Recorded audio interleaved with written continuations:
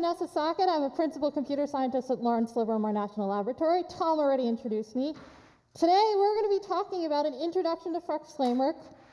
Who remembers Blink 182? Yeah? Alrighty, so you want to join me?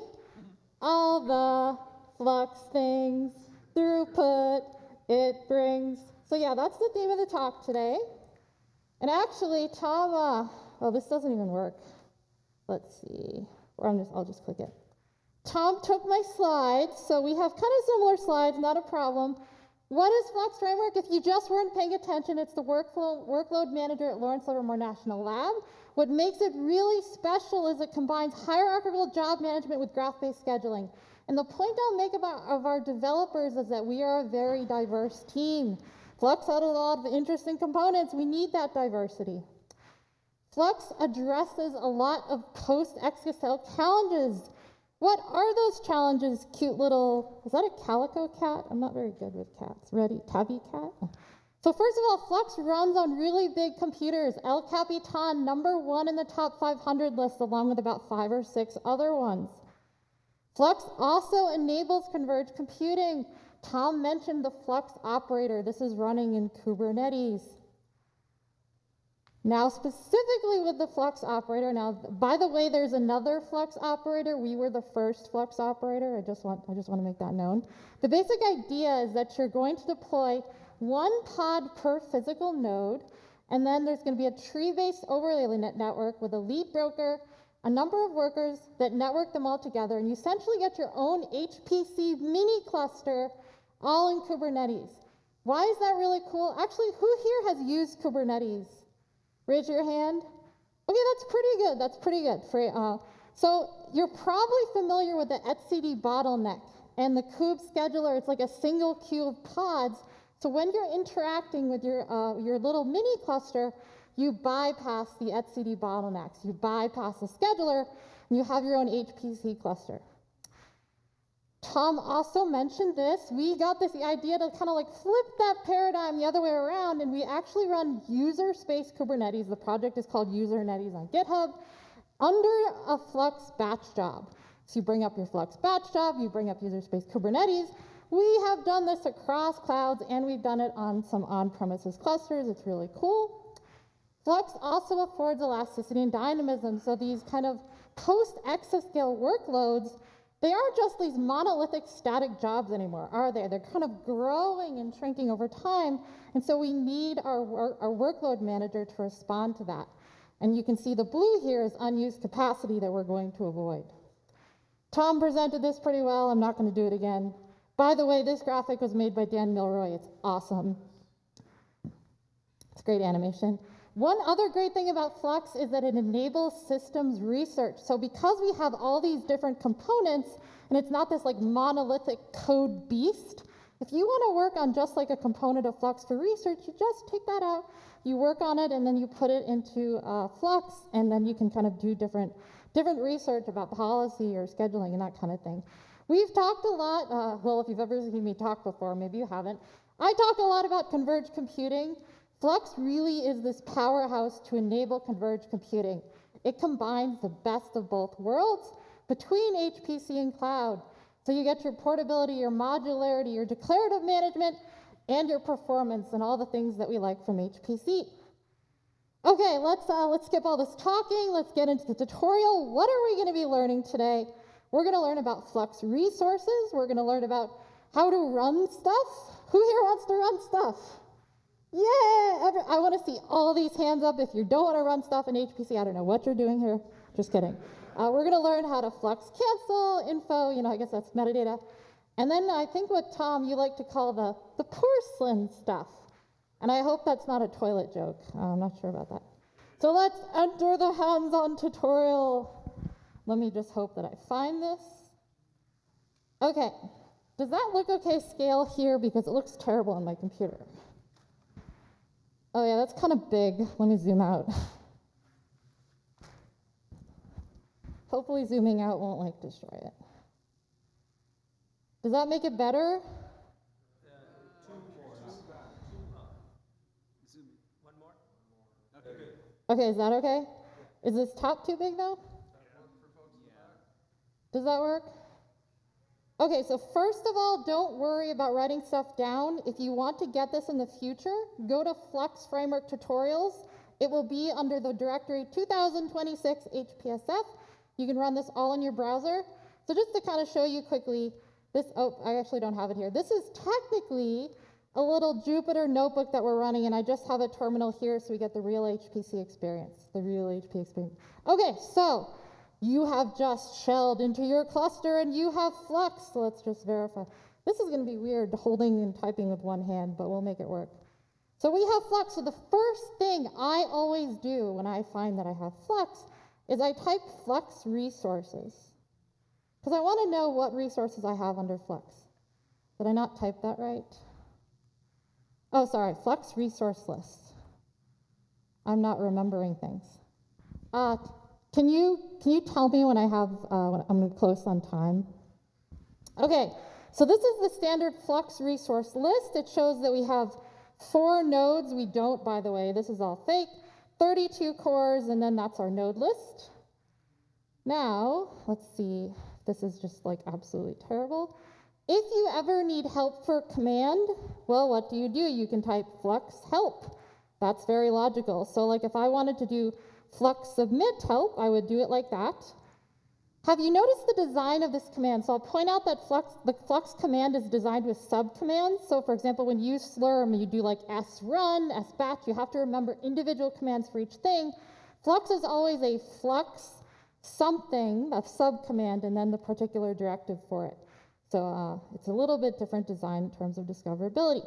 So we talked about Flux resource list, which I apparently forgot. You can also do Flux queue list. This is actually important if you're on like a larger cluster that actually has different queues. We are not, we're on my laptop, and my laptop apparently has infinite limits and resources. That's not true. Flux commands. Okay, so now let's look at this little table and talk about how to actually run stuff. So the main kind of 2 commands that I usually use are submit and run. And so the difference between those 2 is when you do Flux submit, it's going to immediately give you back a job identifier. So let's do Flux submit any requests for like a host name or something. This is probably the most boring one we can do. But if we do Flux submit host name, so that is a Flux job ID. It has a curly F. Tom, what's that called? The florin symbol. And I'm sure there's a really good story behind that I don't. Alec, do you have a? Yeah, well, I was just going to say, if you press F11, I think it'll make it full screen, and then you can get rid of the top and the side bit. If you have a function and a... That doesn't work. Do you want to try it? Sure. Maybe FN function and then F11? Function, go for it.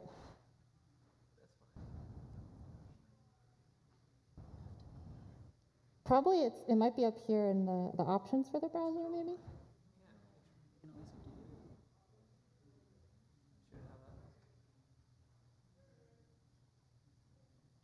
Ha ha ha! Thank you, Alec.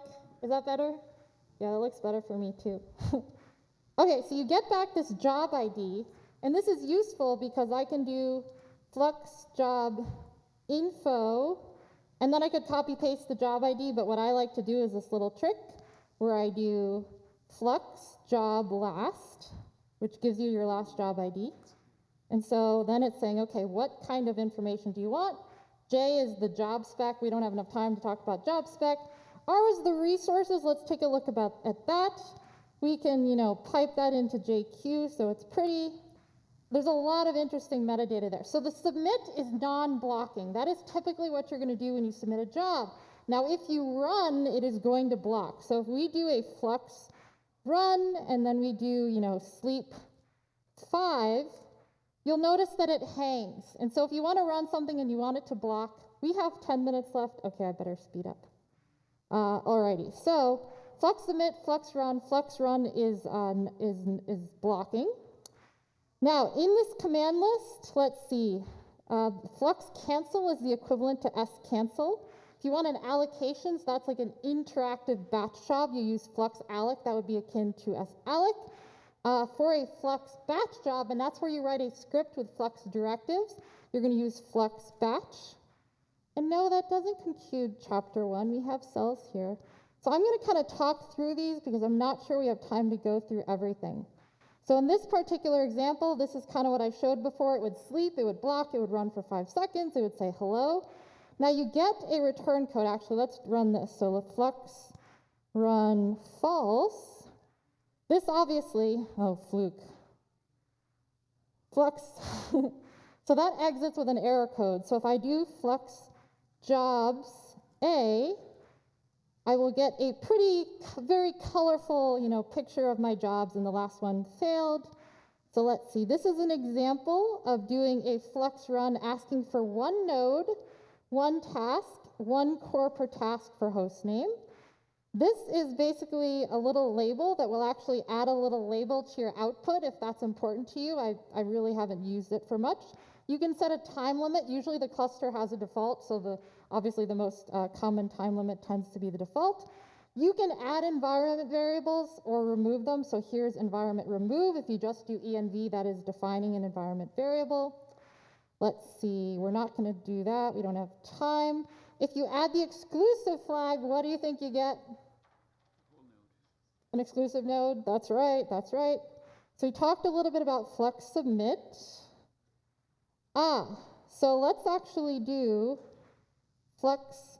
Well, I can just explain this. So let's say that I run lamps and I flux submit and I get back the job ID and I'm like, crap, I wanted to watch that guy. Flux job attach, when you give it the job ID, is going to basically attach you back to the job, so you'll see the lamp's output. And then you can either control Z to unattach from it, or you can actually control C twice to cancel the whole thing if you just want to just be terrible and kill it. Let's run this because this looks fun. There is some fun in here. We just don't really have time for it. So here's an example of submitting a job. We put the little out flag. There's also an error flag, and we say, I want you to write to temp Harry Potter. What are we going to find in this file? Harry Potter. You're a wizard, Javian. Javian is the Jupyter user. By the way, we have a Flux Harry Potter room at the lab, and it is a very small room, as you might imagine. Can barely all fit in it when we do it. So here's some example of flags. Now, Flux bulk submit is actually pretty useful. It's modeled based on a common new command. Does anyone know what that command is? New parallel. That is right. It is modeled based on new parallel. You probably recognize this output. So let's actually run just one of these examples. Oh, I went too fast. So let's see. Let's run this one. I think this one's fun. So this is an example of doing bulk submit. Carbon copy is basically going to copy that number into the shell. Oh, I didn't write that file. Okay, tutorial fail. That's all right. We'll keep going. Let's see. Hello, I'll show you this one. Da, da, da. So you'll want to use bulk submit when you want to run a lot of jobs really quickly at the same time. You wouldn't want to do like a for loop with submit. That's not going to be as efficient. Let's see, what else? Okay, so Flux watch is kind of a little similar to Flux job attach, but it's basically you can put a watch flag on different jobs so that then you can 5 minutes, okay? So you can basically watch them as they go. So let's see, let's submit this job. I hope this is there. Oh, I know what the problem is. We're not in the chapter 1 directory. There we go. So Flux submit, job watch. So here's an example. So let's do Flux watch, Flux job last. Da, da, da.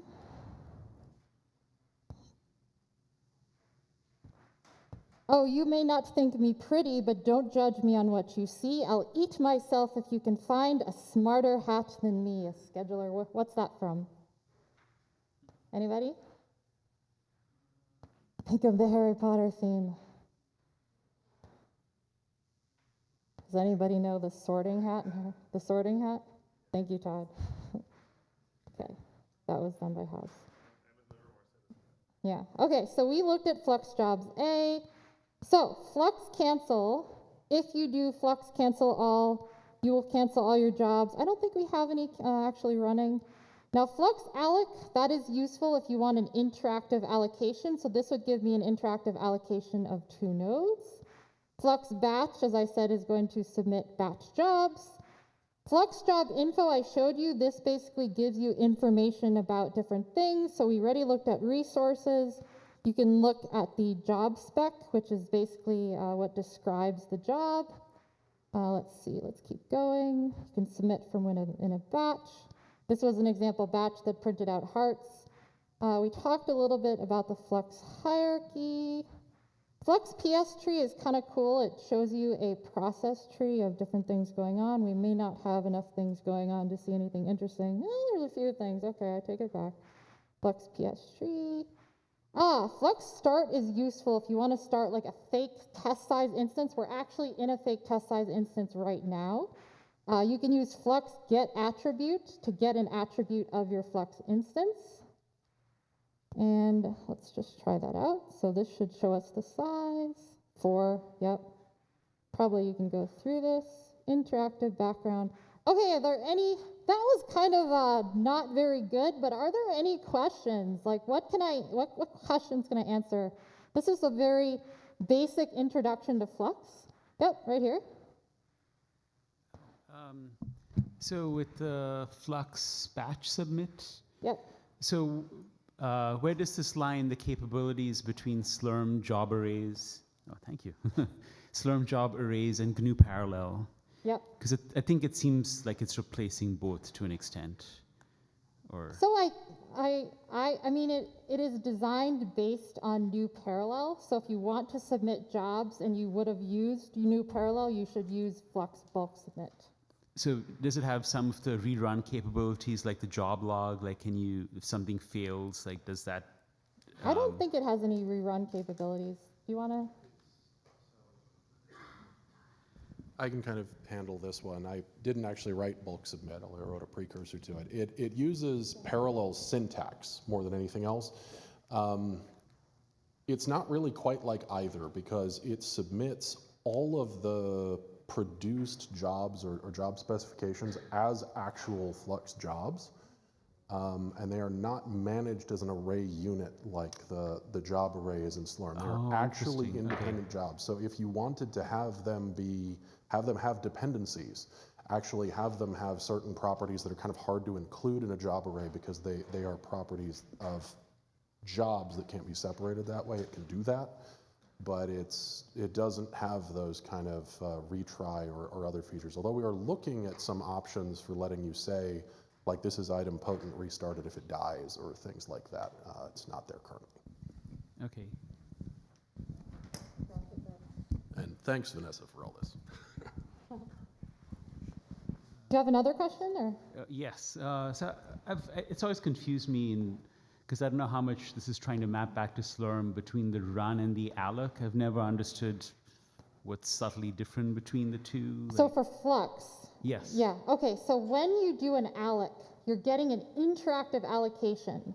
So if I do Flux alloc N4, I'm basically going to be, almost be like shelled. I'm going to start a new bash shell where I am sitting in my allocation. I have those 4 nodes. Usually you do that when you're debugging or testing something. When you run it, you're running the job and it's kind of just streaming output and then you see it. Okay. So it's different. So It's run not, is not interactive. you're not really Okay. interacting with it, you're kind of watching it. Oh, I see. Okay.